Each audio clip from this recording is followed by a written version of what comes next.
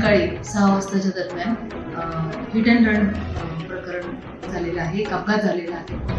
महिला नावे अर्चना शिंदे, वय वर्ष 31, ही पायी आपल्या घरी जात असताना मागून येणाऱ्या पांढऱ्या रंगाच्या अल्टो कार चालकाने तिला उडवलेलं आहे.